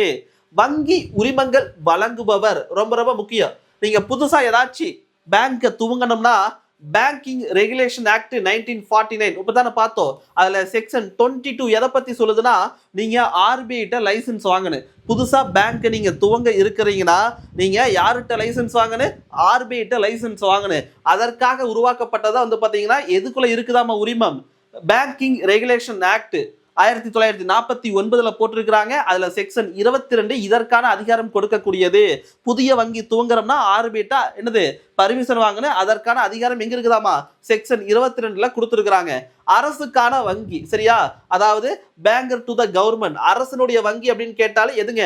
ஆர்பிஐ தான். பணத்தை கண்ட்ரோல் பண்ணக்கூடிய அமைப்பாகவும் இருக்குது, மணியை வெளியிடக்கூடிய அமைப்பாகவும் இருக்குது. புதிய பேங்கை துவங்குவதற்கு லைசன்ஸ் கொடுப்பாங்க, அது யார் கண்ட்ரோல் தான் இருக்குது? RBI control. அரசனுடைய வங்கியாகவும் செயல்படுது எதுன்னு கேட்டாங்கன்னா இந்தியாவுடைய ரிசர்வ் பேங்க். வங்கிகளின் வங்கி கமர்ஷியல் பேங்க் இருக்கு பாத்தீங்களா, அவங்களுக்கே யாரு பேங்காமா? ஆர்பிஐ தான். கமர்ஷியல் பேங்க் சில எமர்ஜென்சிக்காக மணி தேவைப்பட்டதுன்னா அப்ப யார்கிட்ட போய் லோன் வாங்குவாங்களாமா? ஆர்பிஐ தான் லோன் வாங்குவாங்க, சென்ட்ரல் பேங்க். அதனாலதான் வங்கிகளின் வங்கி அப்படிங்கிற பாயிண்ட கொடுத்திருப்பாங்க. கடைசி முயற்சியில் கடன் வழங்குபவர் அரசுக்காக இருக்கட்டும் பேங்குக்காக இருக்கட்டும், அவங்க மொத்தமா வந்து பாத்தீங்கன்னா மணியை அவங்க கண்ட்ரோல்ல இல்லைன்னா கையில இல்லை, கையிருப்பு மணியே கிடையாது. அப்படி இருக்கும்போது அவங்களுக்கு கடைசியா யார்கிட்ட போய் மணி வாங்குவாங்க? RBI lender of last resort அப்படிங்கிற வார்த்தையை பயன்படுத்துவாங்க. கடைசி முயற்சியில் கடன் வழங்குபவர். அந்நிய செலாவணி பாதுகாவலர், அதாவது இங்கிருந்து ஃபாரினுக்கு வந்து பாத்தீங்கன்னா ட்ரேடு பண்ணாலும் சரி, அங்கிருந்து வரக்கூடிய ட்ரேடு, இதன் மூலமா வரக்கூடிய இன்கம் டாலர் இருக்கும் பாத்தீங்களா, அது கையிருப்பு மொத்தமா யாருடைய கண்ட்ரோல்ல வச்சிருப்பாங்க? ஆர்பிஐ கண்ட்ரோல்ல தான் வச்சிருப்பாங்க. பொருளாதாரத்தை ஒழுங்குபடுத்துவர். ஒருவேளை இன்ஃப்ளேஷனா இருக்கலாம், இது மாதிரி டைம்ல வந்து பாத்தீங்கன்னா பொருளாதார சீர்கேடு இருந்ததுன்னா கரன்சி எவ்வளவு வந்து பாத்தீங்கன்னா மார்க்கெட்ல வெளியிடணும், இல்லைன்னா மார்க்கெட்ல இருக்கக்கூடிய கரன்சி வந்து பாத்தீங்கன்னா மீண்டும் ஆர்பிஐ தனது கண்ட்ரோலே எடுத்துக்குவாங்க பாத்தீங்களா. இதுல வந்து பாத்தீங்கன்னா பேங்க் ரேட், ரிப்போ ரேட், இதுல சில வேல்யூல வந்து பார்த்தா சேஞ்ச் பண்ணுவாங்க. இன்ட்ரெஸ்ட் ரேட், இது எல்லாமே வந்து பார்த்தா யாருடைய கண்ட்ரோலாமா? RBI control. எதற்காக அப்படின்னு கேட்டாங்கன்னா எக்கனாமி வந்து பாத்தீங்கன்னா ரெகுலேட் பண்றதுக்காக, ரெகுலேட்டர் ஆஃப் எக்கானமி. ஆர்பிஐ சில முக்கியமான ஃபங்க்ஷன்ல அரசு கடன் பத்திரங்களை நிர்வகித்தல், அது மட்டும் இல்லாம டெவலப்மெண்ட் ஃபங்க்ஷன் இருக்கு பாத்தீங்களா, நாட்டினுடைய வளர்ச்சி பணி, அதற்காக வந்து பாத்தீங்கன்னா ஆர்பிஐ உதவுவாங்க. வங்கி குறை தீர்ப்பாயம் திட்டம், ஆம்புஸ்மன் ஸ்கீம் சரியா, பேங்கிங் ஆம்புஸ்மன் ஸ்கீம். அது மட்டும் இல்லாம லாஸ்டா இந்திய வங்கி நெறிமுறை மற்றும் மதிப்பீட்டு வாரியம். இருக்கக்கூடிய பேங்க் வந்து பாத்தீங்கன்னா என்ன பண்றது? நெறிமுறைப்படுத்துறது, கண்ட்ரோல் பண்றது எல்லாமே எந்த பேங்க்? Commercial bank. அதாவது நாம பயன்படுத்தக்கூடிய கமர்ஷியல் பேங்க் இருக்கும் பாத்தீங்களா, அதனுடைய கண்ட்ரோல் கோஆர்டினேஷன் எல்லாமே வந்து பார்த்தா யார் கையில் இருக்குமாமா? ஆர்பிஐ கண்ட்ரோல்ல தான் இருக்கு. இது எல்லாமே வந்து பாத்தீங்கன்னா ஆர்பிஐ முக்கியமான ஃபங்க்ஷன். ஜஸ்ட் ரீட் பண்ணிக்கங்க, ஒருவேளை ஸ்டேட்மெண்டா கேட்டாங்கன்னா நாம ஆன்சர் பண்றதுக்கு தயாரா இருக்குன்னு. அடுத்தது ஸ்பெஷலைஸ்டு பேங்க் அப்படிங்கிற கேட்டகரி வந்து பார்த்தீங்கன்னா கேட்டிருப்பாங்க. இந்த ஸ்பெஷலைஸ்டு பேங்க் வந்து பார்த்தீங்கன்னா நமக்கு 2 வகையாக பிரிச்சிருப்பாங்க. ஒன்று அக்ரிகல்ச்சர் செக்டார் பேஸ் பண்ண பேங்க், மற்றொன்று இண்டஸ்ட்ரி ஸ்டார்ட் பண்ணுறனா அதற்கு லோன் ப்ரொவைட் பண்ணக்கூடிய பேங்க். இங்கே நம்ம ஃபர்ஸ்ட் பார்க்கக்கூடியது அக்ரிகல்ச்சர் பேஸ் பண்ண பேங்க். வட்டார ஊரக வங்கி ரீஜனல் ரூரல் பேங்க் எப்போது நிறுவப்பட்டதுன்னா 1975ங்க 1975 வந்து பார்த்தீங்கன்னா வட்டார ஊரக வங்கி வந்து பார்த்தீங்கன்னா நிறுவி இருக்கிறாங்க. என்ன ரீசன் அப்படின்னு கேட்டாங்கன்னா, கிராமப்புற இந்தியாவில் குறிப்பாக சிறு மற்றும் குறு விவசாயிகள் விவசாய தொழிலாளர்களை இலக்காக கொண்டு குறைந்த விலையில் கடன் வழங்குதல் அப்படிங்கிறாங்க. அக்ரிகல்ச்சர் பேஸ் பண்ண ஸ்மால் அண்ட் மார்ஜினல் ஃபார்மர்ஸ் இருப்பாங்க பார்த்தீங்களா, அவங்களுக்கு அக்ரிகல்ச்சர் ஈடுபடும் போது அந்த ஈடுபாடு வந்து பார்த்தீங்கன்னா 6 இருந்து 1 வருஷம் ஆகும். 6 மாசத்திலிருந்து 1 வருஷ காலத்துக்கு வந்து பார்த்தீங்கன்னா ஏதோ ஒரு பயிர் போட்டு அவுட்புட் எடுக்கிறதுக்கு, அதுக்காக விதை வாங்கணும், உரங்கள் போடணும், கடைசியாக வந்து பார்த்தீங்கன்னா டிராக்டர்ல இருந்து பல்வேறு கூலி செலவுக்காக மணி தேவைப்படுமா, இதுக்காக என்ன பண்ணுவாங்க, லோக்கல்ல வந்து பார்த்தீங்கன்னா யாராச்சும் வந்து பார்த்தா மணி வந்து பார்த்தா வட்டிக்கு விடுவாங்க, அவங்கள்ட்ட போவாங்க. இதனால விவசாயிகள் ரொம்ப பாதிக்கப்படுறாங்க. இதை குறைப்பதற்காக கவர்மெண்ட் என்ன பண்றாங்களாமா, சிறு மற்றும் குறு விவசாயிகளுக்கு வந்து பார்த்தீங்கன்னா குறைந்த விலையில கம்மியான இன்ட்ரெஸ்ட்ல லோன் கொடுப்பாங்க. அதற்காக உருவாக்கப்பட்டதா வந்து பார்த்தீங்கன்னா வட்டார ஊரக வங்கி. சரியா? பணம் கொடுப்பவர்களை சார்ந்திருப்பதை குறைத்தல் அப்படிங்கிறாங்க. இந்த பாயிண்ட் யார் பணம் கொடுப்பாங்க, இவங்களுக்கு பண தேவை ஏற்படும் போது, அக்ரிகல்ச்சர் ஈடுபடக்கூடிய விவசாயிகளுக்கு பண தேவை ஏற்படும் போது வட்டிக்கு பணம் வாங்குவாங்களா, அவங்களை சார்ந்திருப்பதை குறைக்கணும். அதற்காக உருவாக்கப்பட்டதா வந்து பார்த்தீங்கன்னா ரீஜனல் ரூரல் பேங்க். இதனுடைய மூலதன பங்கு அதாவது கேபிட்டல் எப்படி இருக்குதுன்னு கேட்டாங்கன்னா, சென்ட்ரல் கவர்மெண்ட்டை 50%, ஸ்டேட் கவர்மெண்ட்டை 15%. எந்த கமர்ஷியல் பேங்க் வந்து பார்த்தீங்கன்னா ஆர்ஆர்பி ரீஜனல் ஆஃபீஸை எடுத்துக்கிறாங்களோ அவங்க எவ்வளோ போடணுமாமா, 35%. மத்திய அரசு 50% பங்கீடு, மாநில அரசு 15%, வணிக வங்கி அவங்களுடைய பங்காக 35%. இது எல்லாம் ஒன்னா சேர்ந்து தான் வந்து பார்த்தீங்கன்னா ஆர்ஆர்பி ரீஜனல் ரூரல் பேங்க் வந்து பார்த்தீங்கன்னா ஸ்டார்ட் பண்ணி இருப்பாங்க. ரீஜனல் ரூரல் பேங்க், அந்த பேங்குக்கு ரிசர்வ் பேங்க் ஆஃப் இந்தியா வந்து பார்த்தீங்கன்னா நிறைய சலுகைகளை வந்து பார்த்தா கொடுக்குறாங்க. அதில் முக்கியமானது வட்டார ஊரக வங்கிகள் 3% ரொக்க இருப்பு, அதாவது அவங்களுடைய மொத்த அசட்ஸ்ல வந்து பார்த்தீங்கன்னா கேஷ் ரிசர்வ் ரேஷியோ அப்படிம்பாங்க. அந்த பணத்துல ஒரு 3% மட்டும் எங்க கொடுக்கணுமாமா, ஆர்பிஐ கண்ட்ரோல கொண்டு போய் கொடுத்து வச்சிருப்பாங்க. அதுதான் கேஷ் ரிசர்வ் ரேஷியோ. அதே 25% சட்டப்பூர்வ நீர்மை, அதாவது ஸ்டாச்சுவரி லிக்விடிட்டி ரேஷியோ அப்படிம்பாங்க. அவங்களுடைய மொத்த அசட்ஸ்ல ஒரு 25%, அது லேண்டா இருக்கலாம், மணியா இருக்கலாம், கோல்டா இருக்கலாம், தனித்துவமா அந்த பேங்கே எடுத்து வச்சிருப்பாங்க. அது வந்து பார்த்தா எவ்வளவு சதவீதம், 25%. இது மற்ற பேங்கை விட இது வந்து பார்த்தா ரொம்ப குறைவா ஒரு ஆஃபரா கொடுத்துருப்பாங்க.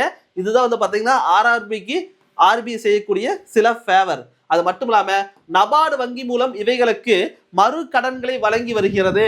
நபார்டு வந்து பார்த்தீங்கன்னா என்னது, அக்ரிகல்ச்சர் அதுக்கப்புறம் ரூரல் டெவலப்மெண்ட்டுக்கான முக்கியமான ஒரு வங்கி.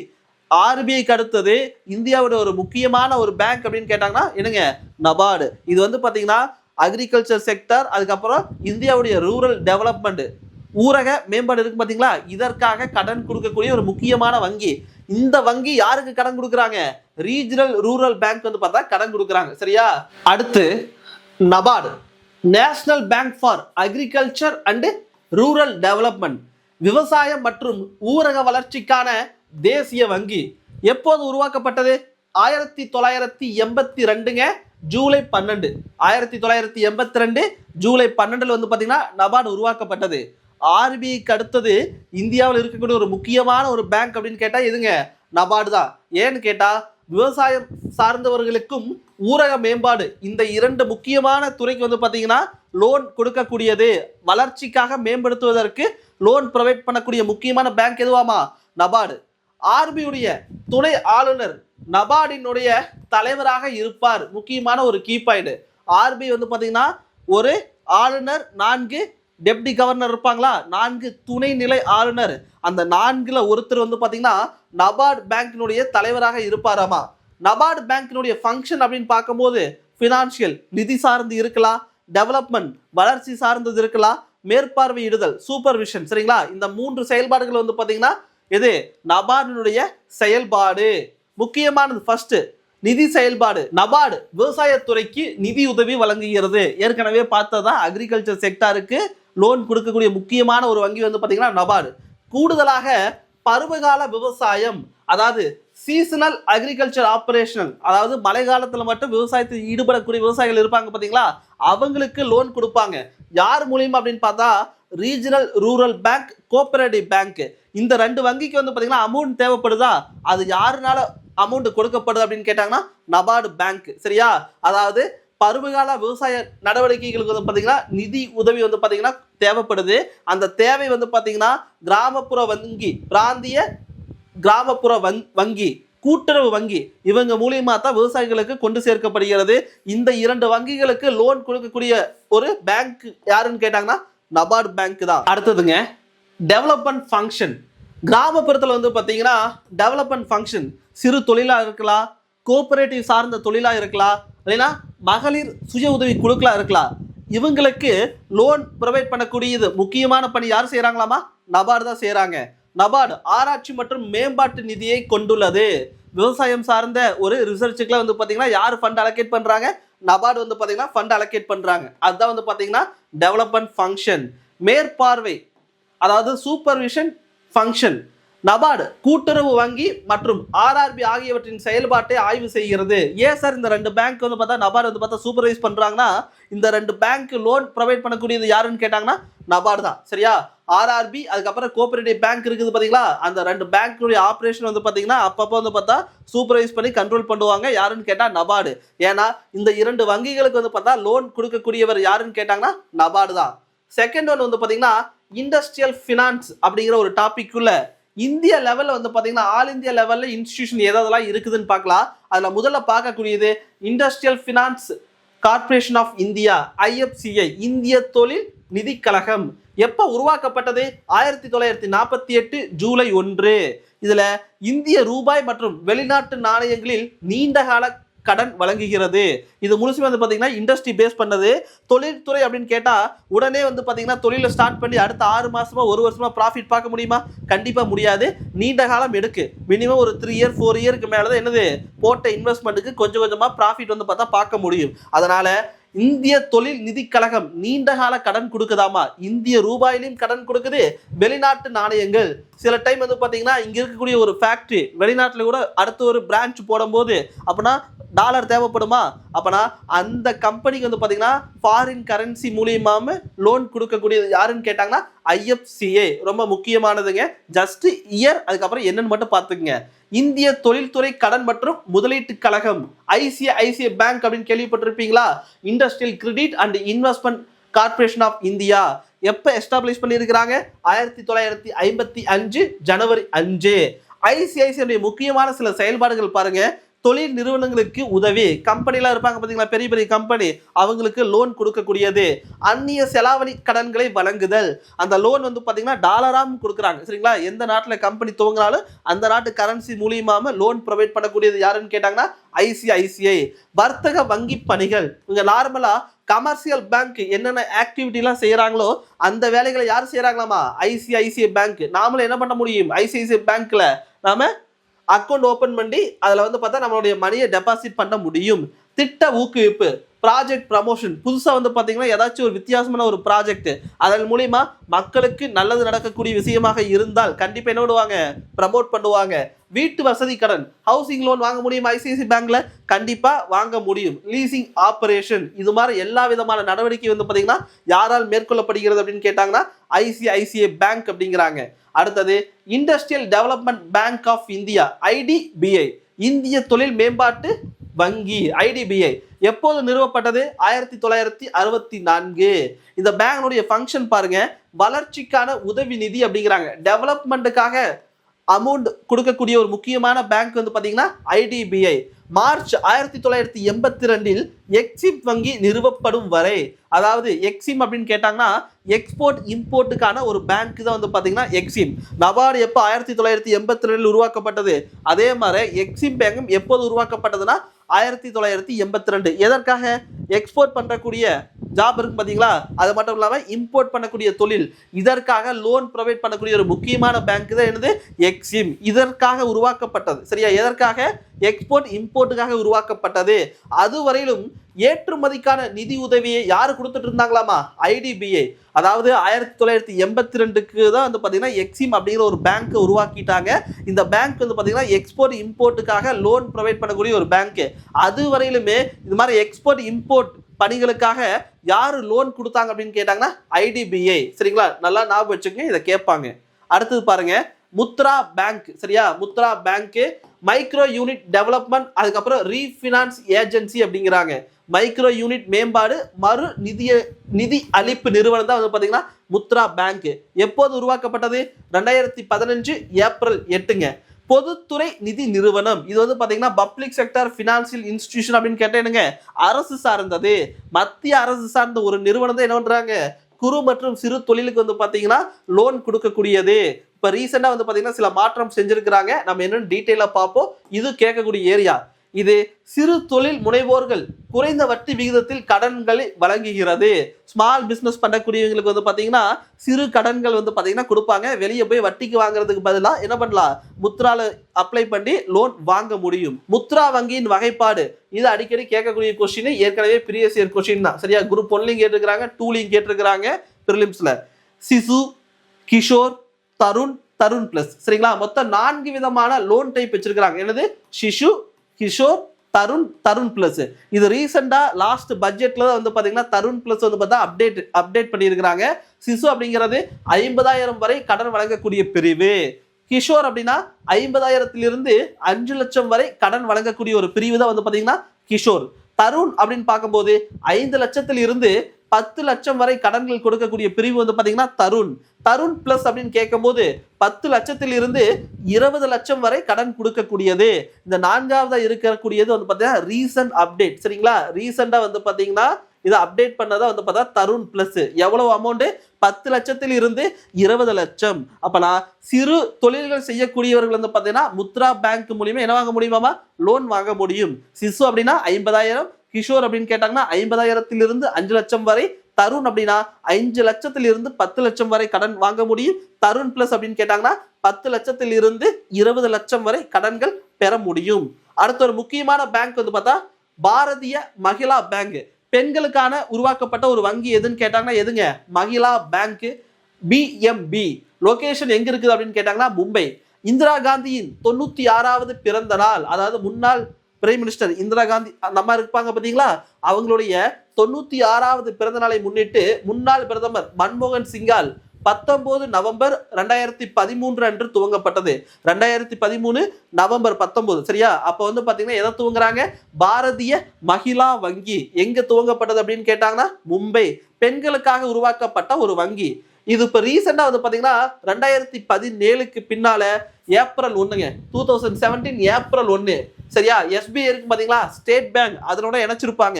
ஏன்னா மகிழா பேங்க் ஆக்டிவிட்டி நல்லா இருக்குது, எஸ்பிஐ கூட இணைக்கப்பட்டால் இன்னும் நிறைய லோன்கள் வந்து பார்த்தா பெண்களுக்கு கொடுக்க முடியும். அந்த முன்னேற்பாடாக என்ன பண்றாங்க, எஸ்பிஐ கூட இணைக்கிறாங்க. 2017 ஏப்ரல் 1. பெண்களின் நிதி தேவைகளை நிவர்த்தி செய்வதை நோக்கமாக கொண்டது. இந்த பேங்க் யாருக்காக? பெண்களுக்காக மட்டுமே. அவங்க ஏதாச்சும் ஸ்மால் பிசினஸ் பண்றாங்கன்னா அந்த நிதி வந்து பார்த்தா வெளியே மித்த பேங்க்ல அப்ரோச் பண்றதை விட மகிழா பேங்க்ல ஈஸியா என்ன பண்ண முடியுமா? பேங்க் லோனை வாங்க முடியும். பொருளாதார அதிகாரம் அளித்தல் மற்றும் நிதி உள்ளடக்கத்தை ஊக்குவித்தல், பாலினம் தொடர்பான பிரச்சனைகளை நிவர்த்தி செய்தல். மித்த பேங்க்ல வந்து பார்த்தா ஆன் பண்ணி இருவரும் இருப்பாங்க. அங்க போய் லோன் அப்ரோச் பண்றது கேட்பதற்கு பெண்களுக்கு சில சவால்கள் இருக்கும். அது மாதிரி பிரச்சனைகளை நிவர்த்தி செய்வதற்காக உருவாக்கப்பட்டதா வந்து பார்த்தா மகிழா பேங்க். அதுதான் வந்து பார்த்தீங்கன்னா பாலினம் தொடர்பான பிரச்சனைகளை நிவர்த்தி செய்ய யாருக்குண்டானது? பெண்களுக்குண்டான ஒரு பேங்க். மாநில அளவிலான நிறுவனம், ஸ்டேட் லெவல் இன்ஸ்டிடியூஷன் வந்து பாத்தீங்கன்னா the state financial corporation act 1951ங்க. மாநில நிதி கழக சட்டம். இது வந்து பாத்தீங்கன்னா ஸ்டேட் பினான்ஸ் கார்பரேஷன் தொழில்துறை நிறுவனங்களுக்கு அனுமதிக்கக்கூடிய அதிகபட்ச மதிப்பு எவ்வளவு லோன் கொடுப்பாங்களாமா? 60 லட்சம் ரூபாய் வரையில் வந்து பாத்தீங்கன்னா லோன் ப்ரொவைட் பண்றாங்க. அதாவது ஸ்டேட் லெவல் இன்ஸ்டிடியூஷன் அப்படிங்கிறாங்க. ஸ்டேட் பினான்சியல் கார்பரேஷன் ஆக்ட் 1951ல போடப்பட்டது. அதன் மூலியமா வந்து பாத்தீங்கன்னா சிறு நிறுவனங்களுக்கு லோன் கொடுப்பாங்க. மேக்சிமம் எவ்வளவு அமௌண்ட் அப்படின்னு கேட்டாங்கன்னா 60 லட்சம் ரூபாய் வரையில் லோன் கொடுக்கக்கூடியது. State industrial development corporation, SIDCO, அடிக்கடி கேள்விப்படுவீங்க. இதனுடைய பங்கு வந்து பாத்தீங்கன்னா 26%. சிட்கோ கையில 26%, தனியார் கையில் வந்து பாத்தீங்கன்னா 25%. சமத்துவத்தை எடுத்துக்கொள்கிறார்கள். மீதம் இருக்கக்கூடிய 49% வந்து பாத்தீங்கன்னா யார்கிட்ட இருக்குதாமா? மக்கள். சரியா? மக்கள் கண்ட்ரோல் வந்து பார்த்தா எவ்வளவு பெர்சன்டேஜ் இருக்குதாமா சிட்கோல? 49%. சிட்கோ அப்படின்னு கேட்டாங்கன்னா ஸ்டேட் இண்டஸ்ட்ரியல் டெவலப்மெண்ட் கார்பரேஷன், மாநில தொழில் மேம்பாடு. மாநில அளவில் வந்து பாத்தீங்கன்னா தொழில்களை மேம்படுத்துவதற்காக, சிறு தொழில்களை ஊக்குவிப்பதற்காக கொண்டு வரப்பட்ட ஒரு நிறுவனம் தான் சிட்கோ. இதுல எவ்வளவு பங்குதாரர்கள், எப்படிப்பட்ட பங்குகள் இருக்கு அப்படின்னு கேட்டாங்கன்னா சிட்கோ நிறுவனம் 26%, தனியார்கிட்ட வந்து பாத்தீங்கன்னா 25%, மக்கள் வந்து பாத்தீங்கன்னா 49% பங்குதாரர்களா இருப்பாங்க. எதிரின்னு கேட்டாங்கன்னா சிட்கோ. அடுத்ததுங்க டிமானிசேஷன், பணத்துடைய மதிப்பை வந்து பாத்தீங்கன்னா இழக்க செய்வது. அரசு அவங்களுடைய லீகல் மணி, அதாவது லீகலா பிரிண்ட் பண்ணி மார்க்கெட்ல வெளியிடக்கூடிய மணி இருக்கு பாத்தீங்களா, வெளியிட்ட மணி, அதை வந்து பாத்தீங்கன்னா செல்லாதுன்னு அறிவிப்பாங்க. அதுதான் வந்து பாத்தீங்கன்னா பணத்துடைய மதிப்பை இழக்க செய்வது. இது நாள் வரையிலும் 3 முறை அது மாதிரி அறிவிச்சிருக்கிறாங்க. 1946, 1978, 2016. 1946 ஒருக்கா, 1978 ஒருக்கா, 2016. இது நாள் வரையிலுமே 3 முறை டிமானிசேஷன் நடந்திருக்குது. அதுல முதல் டைம் வந்து பாத்தீங்கன்னா 1946 ஜனவரி 12, 1946 ஜனவரி 12 வந்து பார்த்தா அறிவிச்சிருக்கிறாங்க. எந்த 3 கரன்சி வந்து பார்த்தீங்கன்னா செல்லாதுன்னு அறிவிக்கிறாங்கன்னா 500 ரூபாய், 1000 ரூபாய், 10,000. இந்த 3 மணிகள் வந்து பாத்தீங்கன்னா செல்லாதுன்னு அறிவிச்சிருப்பாங்க. 1978 ஜனவரி 16 இப்போ வந்து பாத்தீங்கன்னா 2வது முறையாக டிமானிசேஷன் நடந்திருக்குது. பணத்துடைய மதிப்பை இழக்க வச்சிருப்பாங்க. அப்ப யாரு பிரைம் மினிஸ்டர் அப்படின்னு கேட்டாங்கன்னா மொரார்ஜி தேசாய். இந்த முறையும் 3 வகையான மணிகளை வந்து பாத்தீங்கன்னா செல்லாதுன்னு அறிவிச்சிருப்பாங்க. 1000 ரூபாய், 5000 ரூபாய், 10,000 ரூபாய். சரியா?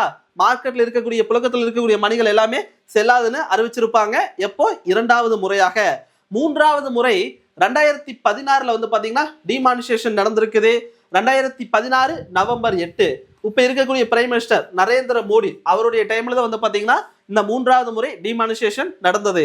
500 ரூபாய், 1000 ரூபாய் 2 வகையான கரன்சி வந்து பாத்தீங்கன்னா செல்லாதுன்னு அறிவிச்சிருப்பாங்க. அதன் பிறகு கிளீன் நோட் பாலிசி அப்படின்னு ஒன்று கொண்டு வந்திருப்பாங்க. ஆர்பிஐ வந்து பாத்தீங்கன்னா மார்க்கெட்ல, அதாவது சர்க்குலேஷன்ல இருக்கக்கூடிய 2000 ரூபாய் நோட் இருக்கும் பாத்தீங்களா, அது எல்லாமே வந்து பாத்தீங்கன்னா ரிட்டர்ன் வாங்கி இருப்பாங்க. எப்ப இது அறிவிச்சாங்கன்னா மே 19, 2023. எதுவரையிலும் அந்த மணி வந்து பாத்தீங்கன்னா என்னது திரும்ப பேங்க் ரிட்டர்ன் வாங்கிக்குவாங்க அப்படின்னு பார்க்கும்போது செப்டம்பர் 30, 2023. அதாவது 2023 வந்து பாத்தீங்கன்னா கிளீன் நோட் பாலிசி அப்படின்னு ஒரு அறிவிக்கிறாங்க. அதாவது பழைய நோட், அது மட்டும் இல்லாம என்னது அதிகமான மணி வேல்யூ இருக்கக்கூடிய நோட் இருக்கு பாத்தீங்களா, அதை ரிட்டர்ன் வாங்கிக்கலாம்னு பிளான் பண்றாங்க. அதற்காக செலக்ட் பண்ணக்கூடிய மணி எந்த நோட் அப்படின்னு கேட்டாங்கன்னா 2000 ரூபாய். மார்க்கெட்ல இருக்கக்கூடிய எல்லா ரூபாய் வந்து பாத்தீங்கன்னா பேங்கே என்னது ரிட்டர்ன் வாங்கிக்கிறாங்க. அது மொத்தமா ஆர்பிஐ வந்து பார்த்தா வெளியிட்டாங்களா அப்படின்னு கேட்டாங்கன்னா அந்த ரூபாய் எல்லாமே எங்க போயிருச்சாமா? ஆர்பிஐ கண்ட்ரோல்ல போயிருச்சு. இப்ப மார்க்கெட்ல வந்து பார்த்தா 2000 ரூபாய் நோட் இருக்குதான்னு கேட்டா இல்ல. 2000 ரூபாய் நோட்டை யாருமே பார்த்துருக்குமா நீங்க புழக்கத்துல? அதுக்கு காரணம் என்னன்னு கேட்டாங்கன்னா கிளீன் நோட் பாலிசி. அடுத்தது இந்த பண மதிப்பு இலக்க வச்சாங்க பாத்தீங்களா, இதனுடைய முக்கியமான நோக்கங்கள் எதெல்லாம் அப்ஜெக்டிவ் அப்படின்னு கேட்டாங்கன்னா நாட்டில் இருந்த கருப்பு பணத்தை அகற்றுறது. சரியா? பிளாக் மணி இருக்கு பாத்தீங்களா, அதை ரிமூவ் பண்ணக்கூடிய ஒரு முக்கியமான ரீசனுக்காக தான் வந்து பாத்தீங்கன்னா ரூபாய் நோட்ட மதிப்பை இலக்க வச்சிருக்காங்க. அடுத்தது கரப்ஷனை குறைப்பதற்காக, தீவிரவாத கையில் வந்து பாத்தீங்கன்னா அதிகமான பணப்புழக்கம் இருந்திருக்குது, அதை நிறுத்துவதற்காக. அடுத்தது ஃபேக் நோட்ஸ். சரியா? மார்க்கெட்ல நிறைய வந்து பாத்தீங்கன்னா என்னது கள்ளப்பணம், அதாவது கவர்மெண்டால அச்சடிக்கப்படாத, இவங்களே என்ன பண்ணுவாங்க பிரைவேட்டா தனியா பணத்தை பிரிண்ட் பண்ணி விட்டுருப்பாங்க பாத்தீங்களா மார்க்கெட்ல, அந்த பணத்தை தடுப்பது. இதெல்லாம் தான் வந்து பாத்தீங்கன்னா என்னது டிமானிசேஷனுடைய முக்கியமான நோக்கங்கள் அப்படிங்கிறாங்க. அடுத்தது devaluation of currency in India. இதுக்கு முன்னால பார்த்தது டிமானிசேஷன், இருக்கக்கூடிய நோட்டு அந்த மதிப்பை செல்லாதுன்னே அறிவிச்சிருவாங்க. இந்த இடத்துல டிவேல்யூ அப்படின்னு சொன்னாங்கன்னா அந்த பணத்துடைய மதிப்பை குறைப்பது. இந்தியாவில் பண மதிப்பினை குறைத்தல். இது வந்து பாத்தீங்கன்னா ஒரு 4 முறை 1949 வந்து பாத்தீங்கன்னா ஆஃப்டர் இண்டிபெண்டன்ஸ்க்கு அப்புறம் என்னாச்சாமா நம்மளுக்கு பினான்ஸ் பற்றாக்குறை, நிதி பற்றாக்குறை, இதன் காரணமாக வேல்யூ குறைச்சிருக்கிறாங்க. சைனா மற்றும் பாகிஸ்தானுடைய போர், அதன் காரணமாக 1966 ஒரு முறை குறைக்கப்பட்டது. 1991 சரியா பினான்ஸ் மினிஸ்டர் மன்மோகன் சிங் இருந்திருப்பாரு பாத்தீங்களா, அவருடைய டைம் வந்து பார்த்தா நிதி நெருக்கடியின் போது 2 முறை சரியா 1991 வந்து பாத்தீங்கன்னா 2 முறை குறைக்கப்பட்டது. உங்களுக்கு ஆக்சுவலா பார்த்தோம்னா எத்தனை முறை அப்படின்னு பார்க்கும்போது 4 முறை வரும். சரியா? 1991 வந்து பாத்தீங்கன்னா 2 முறை வந்து பாத்தீங்கன்னா வேல்யூவை குறைச்சிருப்பாங்க அடுத்தடுத்த நாள்ல. மொத்த பண மதிப்பினை குறைத்தல் அப்படின்னு கேட்டாங்கன்னா 1949, 1966, 1991 இருக்கக்கூடிய மணி அப்படியே இருக்கு. அதோடைய வேல்யூ மட்டும் என்ன பண்றாங்களாமா, குறைக்கிறாங்க. அடுத்த ஒரு முக்கியமானதுங்க, மணின்னு பார்க்கும்போது அதை எங்க பிரிண்ட் பண்றாங்க அப்படிங்கறத நம்ம டீட்டெயிலா பார்க்கணும். இதை கூட நம்மளுக்கு என்ன பண்ணுவாங்க, கொஸ்டினாக கேட்பாங்க. ஒன்னு பிரிண்டிங் பிரஸ், அடுத்தது அது எந்த பகுதியில் இருக்குது, அங்க என்ன பிரிண்ட் பண்றாங்க. இந்த 3 தான் கொடுத்திருப்பேன். ஃபர்ஸ்ட் இந்தியன் செக்யூரிட்டி பிரஸ் 1922 உருவாக்கப்பட்டது. நாசிக், அது எங்க இருக்குது அப்படின்னு கேட்டாங்கன்னா மகாராஷ்டிரா. இங்க வந்து பார்த்தா போஸ்டல் மெட்டீரியல், போஸ்டல் ஸ்டாம்ப், அதாவது நம்மளுக்கு அஞ்சலகத்துல வந்து பாத்தீங்கன்னா போய் ஏதாச்சும் லெட்டர் அனுப்பணும்னா ஸ்டாம்ப் பேப்பர் மேல ஒட்டணுமா, ஸ்டாம்ப், அந்த ஸ்டாம்ப் பிரிண்ட் பண்ணக்கூடிய ஒரு முக்கியமான பிரிண்டிங் பிரஸ் தான் வந்து பாத்தீங்கன்னா இந்தியன் செக்யூரிட்டி பிரஸ். எங்க இருக்குதாமா, நாசிக். செக்யூரிட்டி பிரிண்டிங் பிரஸ் 1982 உருவாக்கப்பட்டது. ஹைதராபாத், சரியா, தெலுங்கானா மாநிலத்தில் இருக்கக்கூடிய ஹைதராபாத்ல தான் பிரிண்ட் பண்றாங்க. யூனியன் எக்ஸைஸ் டியூட்டி ஸ்டாம்ப், சரியா, மத்திய அரசினுடைய சில ஸ்டாம்ப் இங்க வந்து பாத்தீங்கன்னா பிரிண்ட் பண்றாங்க. கரன்சி நோட் பிரஸ் அப்படின்னு இருக்குது நாசிக். இது வந்து பாத்தீங்கன்னா மகாராஷ்டிரா, சரியா. இது வந்து பார்த்தா மகாராஷ்டிராவில் இருக்கக்கூடியதா. பேங்க் நோட்ஸ், அதாவது ₹1 இருந்து 100 ரூபாய் வரையிலும் வந்து பாத்தீங்கன்னா பிரிண்ட் பண்ணக்கூடிய ஒரு முக்கியமான பிரஸ் தான் வந்து பாத்தீங்கன்னா நாசிக். அடுத்தது பேங்க் நோட் பிரஸ் 1974 திவாஸ் மத்திய பிரதேசம். பேங்க் நோட்டு, ₹20 நோட்டு, ₹50, 100, 200, 500, 2000, முக்கியமா எல்லா பேங்க் நோட் வந்து பார்த்தா எங்க உருவாக்குறாங்க, மத்திய பிரதேசத்தில் இருக்கக்கூடிய பேங்க் நோட் பிரஸ் 1974 தான் வந்து பாத்தீங்கன்னா இந்த பிரஸ் உருவாக்கப்பட்டது. Modernised currency note press 1995 Mysore, கர்நாடகாவில் இருக்குது. சல்பானி, வெஸ்ட் பெங்கால் இருக்கக்கூடிய ஒரு முக்கியமான பிரஸ் அப்படிங்கிறாங்க. அடுத்தது செக்யூரிட்டி பேப்பர் 1967 இருந்து 68 இந்த குறிப்பிட்ட காலத்தில் உருவாக்கப்பட்ட ஒரு முக்கியமான printing press. Hoshangabad, Madhya Pradesh. Bank and currency note paper வந்து பார்த்தா உருவாக்குறாங்க. பேங்க்குக்கு உண்டானது கரன்சி நோட் பேப்பர். சில பேப்பர் பேஸ் வச்சு தான் என்ன பண்ணுவாங்க, ரூபா நோட் அச்சடிக்கணுமா, அதற்குண்டான ஒரு முக்கியமான பேங்க் தான் வந்து பாத்தீங்கன்னா ஹசங்காபாத், மத்திய பிரதேசத்தில் இருக்கக்கூடிய ஒரு செக்யூரிட்டி பிரஸ். பேங்கிங் பார்க்கும்போது அடுத்த ஒரு முக்கியமான டாபிக் வந்து பாத்தீங்கன்னா பேங்க்கை வந்து பார்த்தா நேஷனலைஸ் பண்ணியிருப்பாங்க. அதாவது பேங்க்கை வந்து பாத்தீங்கன்னா தேசியமயமாக மாற்றி இருப்பாங்க 2 முறை. 1969 14 பேங்க் வந்து பாத்தீங்கன்னா அதனுடைய டெபாசிட் அமௌண்ட் 50 கோடி ரூபாய்க்கு மேல இருக்கக்கூடிய பேங்கை நேஷனலைஸ் பண்ணியிருப்பாங்க. அதுல தான் வந்து பாத்தீங்கன்னா எப்ப நடந்தது அப்படின்னு கேட்டாங்கன்னா 1969 ஜூலை 19. இது யாருடைய டைம் அப்படின்னு கேட்பாங்க, இந்திரா காந்தி அந்த அம்மா தான். அந்த டைம்ல தான் பாருங்க Allahabad bank, bank of Baroda, Canara bank, Indian bank இதெல்லாமே என்னன்றாங்களாமா நாட்டுடைமை ஆக்கப்பட்டது. எந்த டைம் அப்படின்னு கேட்டாங்கன்னா 1969 ஜூலை 19. எத்தனை பேங்க் அப்படின்னு கேட்பாங்க, 14. அதே 1980 வந்து பாத்தீங்கன்னா 6 பேங்க் வந்து பாத்தீங்கன்னா நேஷனலைஸ் பண்ணியிருப்பாங்க. அதனுடைய டெபாசிட் ரேஞ்ச் வந்து பாத்தீங்கன்னா 200 கோடி ரூபாய்க்கு மேல, சரியா. இதுவும் கேட்பாங்க. இதுல முக்கியமான பேங்க் பாருங்க, ஆந்திரா பேங்க் இருக்குது, பஞ்சாப் பேங்க் இருக்குது, விஜயா பேங்க் இருக்குது, சரியா. இந்த பேங்க்ல வந்து பார்த்தா நேஷனலைஸ் பண்ணியிருக்கிறாங்க. எப்ப அப்படின்னு கேட்டாங்கன்னா 1980 ஏப்ரல் 15. டேட்டோட பார்த்துங்க, நிறைய டைம் கேட்ட ப்ரீவியஸ் இயர் கொஸ்டின், சரியா. டேட்டோட பார்த்துங்க, நிறைய டைம் இதை கேட்டிருக்கிறாங்க. இது பேங்கை மெர்ஜ் பண்ணது. இப்போ ரீசெண்டாக பார்க்கும்போது நிறைய பேங்க் வந்து பார்த்தீங்கன்னா மெர்ஜ் பண்ணியிருப்பாங்க. அதில் என்னென்ன பேங்க் அப்படின்னு பார்த்தீங்கன்னா நம்ம பார்க்கலாம். பஞ்சாப் பேங்க், சரியா, பஞ்சாப் நேஷனல் பேங்க் இதுதான் வந்து பார்த்தீங்கன்னா மெயின் பேங்க். இது கூட எந்தெந்த பேங்க்ல வந்து பார்த்தா மெர்ஜ் பண்ணியிருக்கிறாங்க பாருங்க. Punjab national bank, oriental bank of commerce, united bank of India, இந்த 3 பேங்க் ஒன்றாக இணைக்கப்பட்டது. எதன் கூட, பஞ்சாப் நேஷனல் பேங்க் கூட. கனரா பேங்க் இருக்குது பாத்தீங்களா, இந்த பேங்க் கூட எதை இணைச்சிருக்கிறாங்க, சிண்டிகேட் பேங்கை இணைச்சிருக்கிறாங்க. பேங்க் ஆஃப் பரோடா, அந்த பரோடா பேங்க் கூட தேனா வங்கி, விஜயா வங்கி, இந்த 2 பேங்க் வந்து பாத்தீங்கன்னா இணைக்கப்பட்டது. யூனியன் பேங்க் ஆஃப் இந்தியா, இதன் கூட கார்பரேஷன் பேங்க், ஆந்திரா பேங்க், இந்த 2 வங்கிகள் வந்து பாத்தீங்கன்னா யூனியன் பேங்க் ஆஃப் இந்தியா அதன் கூட இணைக்கப்பட்டது. இந்தியன் பேங்க் கூட வந்து பாத்தீங்கன்னா அலகாபாத் பேங்க் இணைச்சிருப்பாங்க. அடிக்கடி வந்து பாத்தீங்கன்னா இந்தியன் பேங்க் முன்னால ஒரு போர்டு வச்சிருப்பாங்களா, இந்தியன் பேங்க், அதுக்கப்புறம் அலகாபாத் பேங்க்னு. அலகாபாத் பேங்க் அந்த வந்து பாத்தீங்கன்னா எதோட இணைக்கப்பட்டது, இந்தியன் பேங்க் கூட இணைக்கப்பட்டது. State bank of India, state bank of India வந்து பாத்தீங்கன்னா நிறைய பேங்க் அது கூட இணைச்சிருப்பாங்க. குறிப்பா வந்து பாத்தீங்கன்னா ஜெய்ப்பூர், மைசூர், பாட்டியாலா, சரியா. அது மட்டும் இல்லாம பாரதிய மகிழா பேங்க் ஏற்கனவே பார்த்தோம்ல. அடுத்தது திருவாங்கூர், ஹைதராபாத், இந்த எல்லா வங்கிகளும் வந்து பாத்தீங்கன்னா எஸ்பிஐ கூட இணைக்கப்பட்டது. இதெல்லாம் வந்து பாத்தீங்கன்னா ரீசன்ட் அப்டேட். அடிக்கடி இது மாதிரி ஏதாச்சும் பேங்க் வந்து பாத்தீங்கன்னா முக்கியமான வேறொரு வங்கியோட இணைக்கப்பட்டதுன்னா அது என்னன்னு டீட்டெயிலா பாத்துங்க. அதுல இருந்து நமக்கு என்ன கேட்பாங்க, கொஸ்டின் கேட்பாங்க. அடுத்த ஒரு முக்கியமானது பேங்க் அப்படின்னு பார்க்கும்போது அந்த பேங்க்ல இருக்கக்கூடிய சில கான்செப்டை நம்ம தெரிஞ்சுக்கணும். பேங்க்ல இருக்கக்கூடிய சில பேசிக் கான்செப்ட் ஜஸ்ட் என்னன்னு ரீட் பண்ணிக்கலாம். அதை பத்தி புரிதல் நமக்கு கண்டிப்பா வேணும். சரியா? ஃபர்ஸ்ட் வந்து பாத்தீங்கன்னா பேங்க் ரேட், இதுக்கு இன்னொரு பேர் என்ன சொல்றாங்க, ரீடிஸ்கவுண்ட் ரேட் அப்படிங்கிறாங்க. தள்ளுபடி விகித கொள்கை என்று அழைக்கப்படுவது எதுன்னு கேட்டாங்கன்னா வங்கி விகிதத்தை தான் சொல்றாங்க. அதாவது ரிசர்வ் பேங்க் பிற வங்கிக்கு வந்து பாத்தீங்கன்னா என்ன கொடுப்பாங்க, லோன் கொடுப்பாங்களா, அதற்காக அவங்க வந்து பார்த்தா சம் பர்சன்டேஜ் இன்ட்ரெஸ்ட் ஃபிக்ஸ் பண்ணுவாங்களா, அதுக்கு பேர் தான் என்னவாமா பேங்க் ரேட்டு. அதாவது ஆர்பிஐ வந்து பாத்தீங்கன்னா என்னது கமர்ஷியல் பேங்க் வந்து பார்த்தா ஃபினான்ஸ் பண்ணுவாங்க, அதற்காக some rate of interest amount வந்து பாத்தீங்கன்னா ஃபிக்ஸ் பண்ணுவாங்க இன்ட்ரெஸ்ட், அதுக்கு பேர் தான் என்னது பேங்க் ரேட் அப்படிங்கிறாங்க.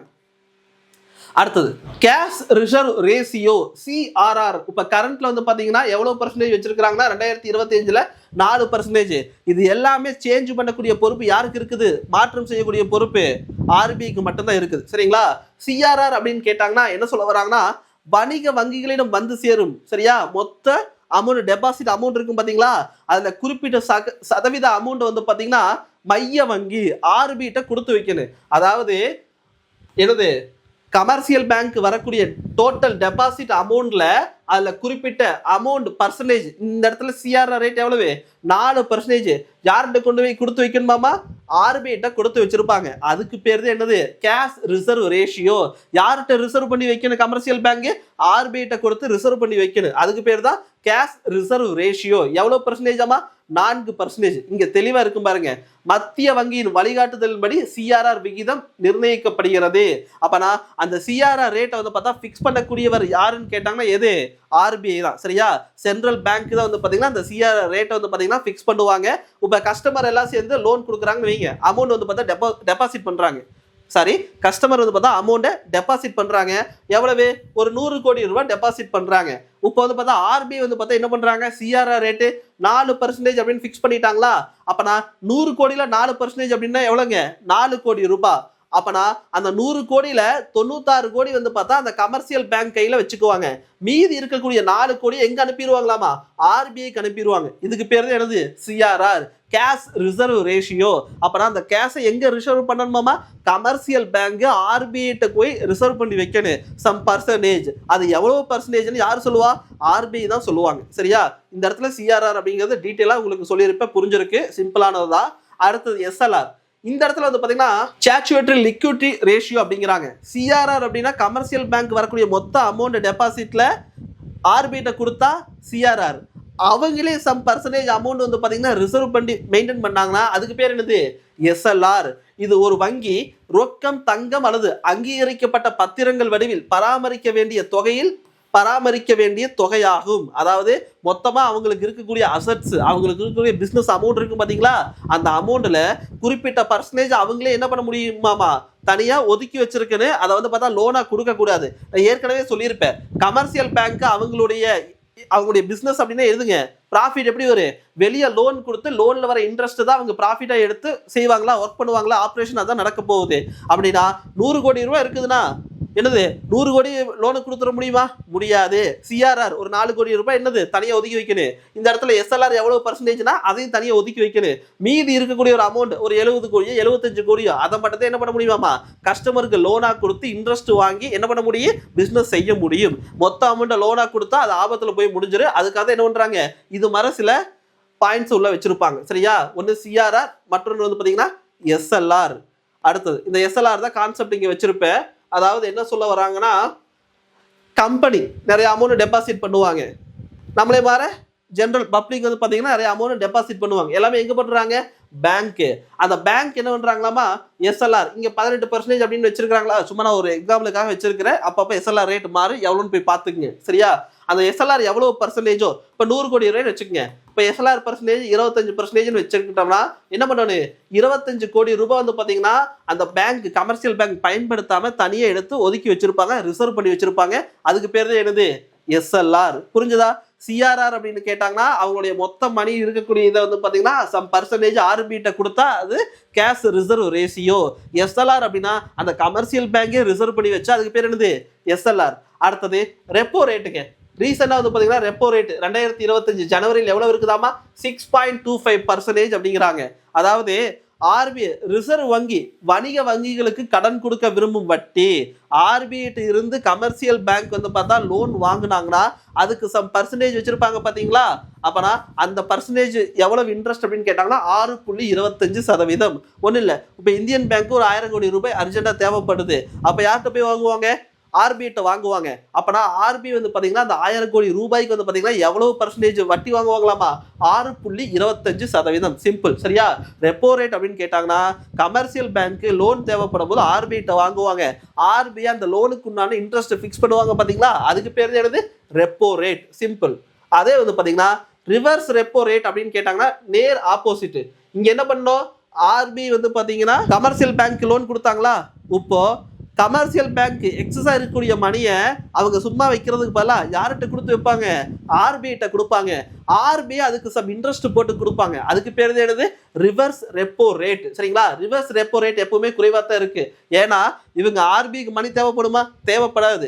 இருந்தாலும் கமர்ஷியல் பேங்க் கொடுக்கக்கூடிய மணி என்ன பண்றாங்க? ஆர்பிஐ வாங்கி வச்சுட்டு அந்த மணிக்கு மினிமம் இன்ட்ரெஸ்டா போட்டு தருவாங்க. அதனாலதான் அதுக்கு பேர் என்னது? ரிவர்ஸ் ரெப்போ விகிதம். 3.35% தராங்க 2025 ஜனவரி. அங்க பார்க்கும்போது 6% மேல போகுது. கமர்ஷியல் பேங்க் வந்து பாத்தீங்கன்னா ஆர்பிஐக்கு என்னது இன்ட்ரெஸ்ட் கொடுக்கறது. அதே ஆர்பிஐ கமர்ஷியல் பேங்க் இன்ட்ரெஸ்ட் கொடுக்கும் போது எவ்வளவு கொடுக்குறாங்களாமா? 3.35. ரிவர்ஸ் ரெப்போ விகிதம் என்பது மத்திய வங்கி சென்ட்ரல் பேங்க் வணிக வங்கிகளிடம் இருந்து பணத்தை கடனாக பெறுதல். அதாவது ஆர்பிஐக்கு பணம் தேவைப்படுமான்னு கேட்டா தேவைப்படாது. ஆனா இருந்தாலும் எக்ஸஸா இருக்கக்கூடிய மணியை கமர்ஷியல் பேங்க் என்ன பண்றாங்க? ஆர்பிஐட்ட கொடுப்பாங்க. அதுக்காக ஆர்பிஐ மினிமம் இன்ட்ரெஸ்ட் போட்டு கொடுப்பாங்க. அதுக்கு பேர் தான் என்னவாமா? Reverse repo rate. ரீசெண்டா எவ்வளவு பர்சன்டேஜ் அப்படின்னு கேட்டாங்கன்னா 2025 ஜனவரியில 3.35%. இங்க அருமையா கொடுத்துருப்ப ஒரு பிக்சர், ஈஸியா சிம்பிளா புரியும் பாருங்க. ரெப்போ ரேட் அப்படின்னு கேட்டாங்கன்னா ஆர்பிஐ இருந்து சரிங்களா யாரு பேங்க் வந்து பாத்தீங்கன்னா கடன் வாங்குனாங்கன்னா ரெப்போ ரேட்டு. ரிவர்ஸ் ரெப்போ ரேட்னா பேங்க்ல இருந்து லோன் யார்கிட்ட போகுது? ஆர்பிஐக்கு போகுது. சரியா? அதாவது ஆர்பிஐ இருந்து கமர்ஷியல் பேங்க் வாங்கினாங்கன்னா அது ரெப்போ ரேட். அப்படியே இங்க போகுது. ஆர்பிஐ இருந்து மணி எங்க போகுது? பேங்குக்கு போகுது. அதே பேங்க்ல இருந்து ஆர்பிஐக்கு போச்சுன்னா மணி, அதுக்கு பேர் என்னது? Reverse repo rate. ஜஸ்ட் என்னன்னு மட்டும் ரீட் பண்ணுங்க, பார்த்தாவே நமக்கு புரியும். ரொம்ப சிம்பிளானதுதான். சரியா? இதோட வந்து பாத்தீங்கன்னா பேங்கிங் அப்படிங்கிற கான்செப்ட் முடிஞ்சிருச்சு. சென்ட்ரல் பேங்க்னா என்ன, கமர்ஷியல் பேங்க்னா என்ன, ஆர்பிஐ எப்படி உருவாக்கப்பட்டது, அதனுடைய ஃபங்க்ஷனா என்ன, அதுக்கப்புறம் ஸ்பெஷலைஸ்டு பேங்க், அக்ரிகல்ச்சர் பேஸ் பண்ண பேங்க், இண்டஸ்ட்ரியல் பேஸ் பண்ண பேங்க், மணி பேஸ் பண்ணதுல வந்து பாத்தீங்கன்னா மணி எங்கெங்கெல்லாம் பிரிண்ட் பண்றாங்க, அதுக்கான சிம்பிள் எப்படி உருவாக்கப்பட்டது, டிமானிசேஷன் என்ன, டிவேல்யூஷன் எல்லாமே வந்து பாத்தீங்கன்னா ஒரே இதுல கரண்ட் அஃபேர்ஸ் பேஸ் பண்ண ரொம்ப டீட்டெயிலா கொடுத்துருப்பேன். தொடர்ந்து வீடியோ பாருங்க. வீடியோ பிடிச்சிருந்தா லைக் பண்ணுங்க, ரொம்ப பிடிச்சிருந்தா ஃப்ரெண்ட்ஸுக்கு ஷேர் பண்ணுங்க. நீங்க கொடுக்கக்கூடிய ஒவ்வொரு லைக் தான் எங்களுக்கு மிகப்பெரிய சப்போர்ட்டா இருக்கும். தேங்க்யூ.